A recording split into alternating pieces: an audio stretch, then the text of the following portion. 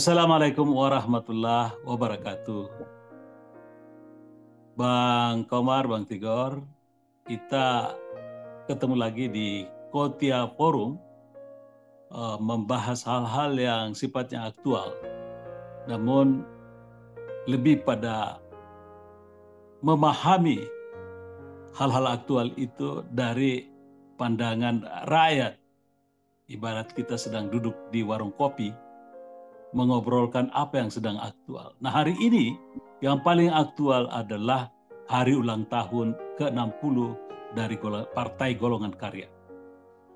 Yang paling menarik dari apa yang disampaikan di dalam forum itu adalah ketika Pak Bahlil mengatakan bahwa pilkada kita ini berlangsung sangat rumit dan berbiaya tinggi. Kira-kira begitu penyampaian. Melelahkan. Lalu kemudian disusul dengan pertanyaan, apakah kita akan berlanjut dengan cara-cara seperti ini? Artinya di balik pilkada itu, pilgub itu terjadi distorsi politik yang tidak diinginkan sesungguhnya. Distorsi itu adalah di dalam persoalan penyalahgunaan kekuasaan, misalnya istilah hadirnya Partai Coklat itu yang kemudian Pak Bahlil mengatakan kalau boleh ini persoalan-persoalan seperti ini kita jangan saling sesalkan. Yang kedua, money politik dengan istilah ongkos yang sangat mahal. Dan yang ketiga memang insinuasi pilkada yang belum begitu demokratis dilihat. Jadi dari norma-normanya. Nah, saya kira untuk melihat hal ini, Bang Tigor, Bang Komar, saya kira bisa memberi masukan atau pemikiran. Bagaimana ya menurut harapan rakyat kita yang sebagai rakyat melihat hal ini? Silakan Bang Tigor. Ya, jadi memang keluhan dari Pak Prabowo sama Bahlil itu juga dirasakan oleh orang-orang yang melihat pilkada ini syarat dengan money politik. Jadi ini kan sebetulnya money politik ini ada dua pihak, ada yang dapat, ada yang tidak dapat kan. Jadi biasanya yang dapat ini kan yang kelas ekonominya ada berada di bawah, tapi kalau dia menengah ke atas itu biasanya dia nggak mau mendapatkan itu. Nah, memang Gengsi efek lah. pilkada, ya betul. Efek pilkada ini menurut saya memang harus ditelusuri secara lebih seksama lagi, karena yang saya khawatirkan adalah kalau keinginan ini bablas gitu, bablas masuk juga ke pemilihan presiden, karena kan kalau itu ada kaitannya dengan pilkada, nah agak khawatir kita kalau ini dibawa ke ranah yang lebih luas, karena pemilihan presiden itu menurut saya itu udah sesuatu yang memang dibutuhkan. Nah, kalau soal pilkadanya itu masih boleh diperdebatkan gitu, Yang Asin. Oh gitu ya. Jadi gini, menurut Undang-Undang Dasar pasal 22E itu memang pemilihan DPR. Dalam hal ini DPR RI, DPR Provinsi, dan DPRD Kabupaten Kota itu dilaksanakan secara langsung, bebas, dan rahasia. Demikian pula dengan pemilihan presiden dan wakil presiden. Itu juga langsung, bebas, dan rahasia. Namun pemilihan gubernur dan pemilihan kepala daerah, wali kota, dan kepala daerah itu tidak diatur secara khusus untuk dilakukan pemilihan langsung atau secara tidak langsung. Dan secara tidak langsung seperti dilakukan pada zaman waktu Undang-Undang Dasar 45 sebelum amandemen, yakni melalui DPRD kabupaten atau DPRD provinsi. Ya, ada keinginan untuk malam itu yang paling menarik sebenarnya bahwa Pak Prabowo lalu kemudian mengajak, ini bagaimana kalau kita sahkan aja ini urusan bahwa kita kembali kepada pemilihan langsung. Nah, yang kemudian mengkhawatirkan kalau pemilihan langsung ini kan semacam karpet merah bagi Prabowo untuk 2029. Karena kenapa? Yang hadir di depan itu ya DPR itu sudah Kim, tinggal minus PDIP, PKS dan Anu pun sudah di dalam Nasdem. Walaupun Nasdem tidak pada beberapa waktu tidak menunjukkan keinginan untuk ya tetap bekerja sama, tetapi dalam kaitan dengan misalnya khusus untuk Jakarta itu tidak. Sehingga yang paling menarik sebenarnya dari kita ini adalah apakah pemilihan langsung ini baik untuk keseluruhan pemilu yang kita lakukan, item pemilu, atau parsial saja. Sebab lalu kemudian ini kan ada yang mengatakan, kalau begitu balik aja ke Undang-Undang Dasar 45 yang baku. Bang Tigor mungkin masih ada sebelum Bang Komar nih. Iya, jadi penyempurnaan itu udah semacam keharusan ya, karena penyempurnaan itu kan dibutuhkan karena memang efek dari pilkada ini kan udah kita rasakan semua. Pertama, ternyata bahwa ujung-ujungnya itu money politiknya luar biasa efeknya. Yang kedua, sebetulnya juga kalau kita lihat di Amerika, ini juga mungkin perlu kita adopsi karena di sana ada namanya sebagai midterm ya. Midterm itu, nah mungkin kalau itu mau direvisi, itu sekalian dimasukkan ada proses midterm. Jadi masyarakat diberi kesempatan untuk menilai atau memutuskan atau menghukum orang-orang yang dianggap tidak perform pada 2 tahun pertama gitu. Nah, mekanisme itu juga kayaknya perlu untuk dipertimbangkan. Oke, Bang. Ada Bang Komar juga, mungkin bagaimana Bang Komar ini melihat sambutan Pak Bahlil dan Pak Prabowo semalam? Oke, kalau saya melihat begini Bang Yasin, kalau saya melihat positif di dalam gayung bersambut antara Bahlil dan Prabowo. Saya sebetulnya tidak ingin melihat TV tadi malam itu. Saya hanya iseng-iseng aja. Tapi kemudian ada sesuatu yang sangat menarik menurut saya. Jadi ada satu dialog yang cerdas menurut saya antara keduanya. Karena begini kan, bayangan kita selama ini kan sistem politik itu sudah gelap. Sistem kepartaian, ya kan, di mana partai itu sudah seperti perusahaan, ya kan. Ada tuan-tuan politik, ya, ketua-ketua partai adalah tuan politik. Mereka membuat mekanisme sendiri, bisa jadi ketua partai seumur hidup. Itu kan bisa direkayasa karena mereka yang punya. Seperti Prabowo misalnya, punya partai ya sama mau dia aja, ya kan. Oh itu nanti dipilih oleh anggota kok. Ya itu pseudo. Pseudo itu adalah seolah-olah demokrasi. Itu yang terjadi. Begitu juga Demokrat, begitu juga Nasdem, PDIP apalagi. Itu kan Menyusul Pak. seperti partai seumur hidup, ya kan. Jadi, nah yang justru bagus itu sebetulnya Golkar, karena Golkar itu dia sudah teruji dalam satu proses situasional ya, di mana secara alami dia berproses menjadi bagus. Contohnya kader-kadernya berkualitas. Kader-kadernya itulah yang kemudian membuat partai-partai yang lain. Jadi kalau saya melihat ini positif, artinya ada suatu dialog yang saya tidak membayangkan bahwa akan terjadi dialog tadi malam seperti itu. Karena yang saya bayangkan adalah kegelapan. Jadi ada suatu skenario yang dibuat oleh Mulyono atau kelompok tertentu yang menginginkan negara ini menjadi sistem komando. Sistem komando itu kan adalah sistem pseudo-demokrasi. Ya seperti yang di Orde Baru. Itu kan seolah-olah demokrasi. Sebetulnya tidak. Jadi kalau di zaman Orde Baru itu kan ada ASN, ada jalur A kan. Jalur A itu ABRI, TNI dalam hal sekarang. Kemudian ada ABRI itu kan termasuk Partai Coklat sekarang kan. Kemudian ada ASN, kemudian ada dari golongan karya. Itu kan semua pseudo, seolah-olah demokrasi.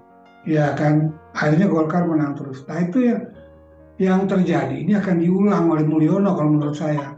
Tapi Mulyono dengan metode lain. Dia bukan metode seperti yang Orde Baru pakai, tapi dia pakai metode kriminalisasi.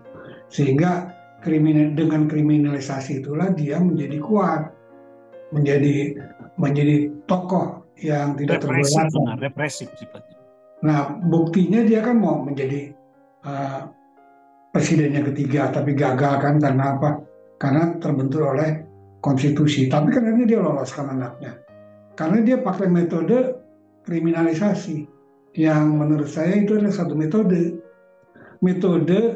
untuk menjadi otoritarian. Metode itu yang dipakai. Nah, kemudian ini menjadi cerah bagi saya ketika ada dialog ada gayung sambut antara Bahlil dan Prabowo, terlepas daripada apapun motivasinya. Tapi kalau menurut saya ya, dalam kacamata saya, apa yang terjadi tadi malam itu murni semua. Murni artinya sesuatu yang Prabowo juga tidak sangka bahwa Bahlil akan ngomong begitu, dan juga Bahlil karena kemudahannya, kalau menurut saya, kalau saya tidak melihat orangnya ya, tetapi melihat apa yang diucapkan. Kalau kita melihat orangnya ya itulah pada benci sama Bahlil kan, karena kasus Raja Jawa segala macam tentu benci sekali. Tapi kalau saya melihat positif, apa yang dia katakan itu adalah pencerahan. Dia tidak mengatakan memaksa bahwa harus begini, tapi dia bilang dia mengundang proses dialektika. Artinya kalau proses dialektika kan proses diskusi, proses pembahasan. Nah ini kan mengajak kepada seluruh partai-partai untuk membahas ini yang terbaik bagi bangsa gitu. Jadi bukannya kemudian kita bercuriga terhadap ini gitu. Dan kemudian ada respon dari Prabowo kan positif. Menurut saya bagus-bagus saja. Tinggal kita melihat bagaimana perkembangannya, dan menurut saya ini suatu momen sejarah yang cukup bagus juga. Satu, yang pertama adalah pidato Prabowo pada waktu pelantikan. Kemudian yang terjadi, kita menjadi ragu ketika cara menyusun kabinetnya seperti itu kan. Kemudian sekarang ada lagi nih, bagus sekali nih. Ini momen sejarah sebetulnya kalau misalnya kita tidak melihat ini sebagai sesuatu yang mencurigakan. Jadi dalam bersikap kan, dalam psikologi massa itu kan ada sugesti namanya kan. Kita jangan tersugesti menerima tanpa kritis. Itu kata. Tetapi juga jangan a priori menolak dengan prasangka. Jadi kita lihat aja alur cerita ini, dan Bahlil ini mengundang proses dialektika. Nah, kita ikuti, kalau bisa kita mendukung proses dialektika itu dengan opini-opini para pakar. Kita udah capek lah menghantam sana sini. Mulyono sisihkan, jadi Mulyono disisihkan. Sekarang kita bicara tentang pemerintahan Prabowo dan partai-partai ini. Kita masuk ke dalam proses dialektika itu, memberikan opini-opini, memberikan saran-saran, sehingga kita menjadi positif semua. Aura bangsa ini menjadi positif, gitu maksud saya. Jadi saya kira memang kejutan yang disampaikan oleh Ketua Umum Golkar Pak Bahlil semalam. Dia menyampaikan sesuatu yang beyond expectation. Kenapa? Karena Golkar kan selama ini kita kenal sebagai partai dengan kecerdasan dan kecerdikan dalam masyarakat. Di belakangnya ada birokrasi, dan unsurnya salah satunya diantaranya adalah tentara dengan jalur-jalur yang ada. Belum pernah dihapuskan itu jalur-jalur. Tetapi metamorfosis yang terjadi adalah bahwa nampaknya Golkar itu sudah lebih reformis daripada partai-partai yang tadinya menyebut dirinya sebagai partai reformis. Ketika dia menyebutkan bahwa proses kaderisasi, proses diskusi, diskursus yang dalam persoalan-persoalan dihadapi oleh bangsa itu terjadi di Golkar. Dan ada yang istimewa bahwa memang terjadi perubahan kepemimpinan secara bersinambung. Tidak dikuasai oleh satu orang, dua orang yang masih terjadi misalnya di partai-partai yang tadi disebutkan. Bahkan ada partai-partai yang kemudian menyusul akan menjadi partai semacam partai kerajaan. Nah, di tengah itu kita apresiasi tentu apa yang disampaikan oleh Bahlil. Namun yang disebut dengan dialektika adalah bahwa siap-siaplah untuk terikut di dalam suatu proses diskusi yang panjang nantinya. Proses diskusi, karena kalau tidak maka kita akan mengambil jalan pintas. Jalan pintas yang pernah kita lakukan itu kan misalnya kembali ke Undang-Undang Dasar 45. Jalan pintas yang lainnya adalah tiba-tiba kita melakukan suatu peninjauan menyeluruh terhadap Undang-Undang Dasar lebih kepada motivasi liberalisasi. Nah, ada lagi usulan belakangan ini, kembali lagi kepada Undang-Undang Dasar 45 yang asli. Di dalam satu pembicaraan mengenai misi, vision di dalam suatu lembaga, termasuk lembaga negara, sebenarnya ada dua hal. Yang pertama adalah bagaimana mencapai suatu goal yang dimisikan, dijadikan sebagai mission. Dan di sisi lain, bagaimana proses itu terjadi dalam proses-proses yang ada. Sehingga problem misalnya dalam pilkada pemilu itu, misalnya adalah urusan lebih kepada penyalahgunaan otoritas penyelenggara negara. Itu jelas kalau digunakan dalam pemilu itu melanggar. Itulah sebenarnya yang harus dibenahi sekarang ini. Kemudian penggunaan uang di dalam pemilu, itu juga lah yang harus dibenahi. Nah, menghadapi hal-hal seperti ini, kita justru mengharapkan konsep yang seperti ini untuk ditelurkan dari partai-partai politik. Gimana Bang Tigor nih melihat ini?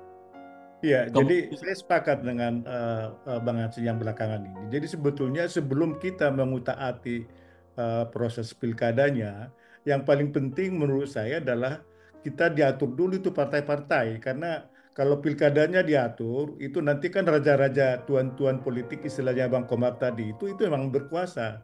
Jadi seharusnya dilakukan dulu revolusi di bidang kepartaian sebetulnya kalau mau melihat akarnya. Jadi kalau menurut saya yang paling urgen dilakukan itu adalah reformasi partai. Karena nanti setelah itu diikuti dengan reformasi kalau diperlukan itu di proses pemilihan pilkada. Tapi yang paling urgen sekarang ini yang kita lihat ini adalah tuan-tuan politik ini. Karena itu memang seperti yang pernah kita konstatasi itu, kita itu nggak ada partai politik. Yang ada itu perusahaan politik. Dengan shareholdernya dipilih secara turun-temurun gitu. Ini ya, nah, yang partai politik itu mungkin adanya di Golkar. Golkar harus kita akui bahwa dia partai politik. Tapi di luar itu saya belum melihat ada mungkin PKS sedikit ya, PKS itu tapi juga hanya beberapa. Belakangan waktu gabung dengan Kim kita mencurigai bahwa dia menjadi perusahaan politik juga. Iya, jadi perusahaan politik yang ada bukan partai politik. Jadi kalau saya lebih concern gimana perusahaan politik ini ditertibkan dulu lah, begitu Bang Yasin. Oke. Nah ini Bang Komar nih. Kita fokus dong Bang Komar mengenai perusahaan politik ini. Ini memang harus dihilangkan sembari memperbaiki lembaga negara ini. Gimana Bang Komar? Ya, jadi proses dialektika kan pada akhirnya sampai ke situ. Karena nanti akan dilihat kelemahan dan kelebihannya. Sekarang ini kan tuan-tuan politik ini kan menjadi oligarki politik. Jadi semua tuan politik itu yang menentukan. Jadi semua demokratisasi yang terjadi di partai itu adalah pseudo, seolah-olah demokrasi karena yang mengatur adalah tuan politik itu. Nah ini kan kita ini kan sudah panjang perjalanan kita. Kita sudah pernah memasuki masa parlementer tahun 50-an. Bahkan itu terjadi disintegrasi bangsa kan, pemberontakan di sana. Kemudian kita kembali kepada Undang-Undang Dasar 45. Tapi kemudian kembali ke Undang-Undang Dasar 45 malah mendarat menjadi demokrasi terpimpin, otoriter, full di situ. Nah kemudian masuk ke Orde Baru. Orde Baru juga pseudo pseudo demokrasi juga, seolah-olah demokrasi. Nah, ini kan kita mau mengulangi lagi pseudo demokrasi. Tuan-tuan politik itu kan semua pseudo demokrasi. Ini harus dibenahi. Untuk apa? Untuk generasi kita ke depan. Bahlil kan Betul. bentar lagi juga meninggal, ya kan? Seperti Megawati bentar lagi meninggal. Terus Prabowo bentar lagi meninggal, ya kan? Semua Tapi kan pimpinan partai ini udah dekat-dekat aja ajalnya sebenarnya. iya, kan yang kita butuhkan kan bagaimana cucu-cucu kita ini tidak ribut lagi seperti sekarang. Ya disusunlah, di apa diupayakan Iya, untuk iya. didiskusikan bersama. Karena itu Betul. undangan dari Bahlil itu dialektika pembicaraan ini menurut saya cerdas gitu. Ya. Saya tidak melihat Bahlil itu Ya banyak udahlah, masalah itu pada Nahdien, Pak. saya nggak mau lihat. Saya nggak mau lihat itu. Tapi ini cerdas, ini orang cerdas, harus kita dukung idenya dan kita ikut di dalam proses dialektika ini. Kita Ya. membicarakannya, bagaimana sistem kepartaian itu kita bicarakan dan sebagainya dan sebagainya. Seperti itu Bang Yasin. Oke, Bang Komar. Jadi diskusi malam gini mengungkap satu hal yang sangat penting, yakni bahwa ketika kita dipanggil untuk berdialektika terhadap keadaan demokrasi secara keseluruhan kita hadapi, maka hendaknya kita betul-betul lebih detail dan lebih sabar dalam menghadapi dialektika itu, sehingga kita tidak mengambil jalan pintas di dalam problem-problem yang kita hadapi. Mungkin sangat penting untuk membenahi kepartaian. Kepartaian kita diperbaiki, kemudian distorsi penggunaan kekuasaan di dalam pemilu itu dihilangkan penuh, money politik hilang, dan ini semua perlu siasat, perlu jalan, perlu teknik di dalam menyelesaikan sehingga demokrasi kita bisa menjadi demokrasi terbaik seperti yang diharapkan oleh kita, teman-teman semua, dan bahkan khususnya Pak Bahlil sangat mengharapkan itu. Demikian saya kira percakapan kita. Terima kasih atas perhatiannya. Semoga membawa manfaat. Assalamualaikum warahmatullahi wabarakatuh.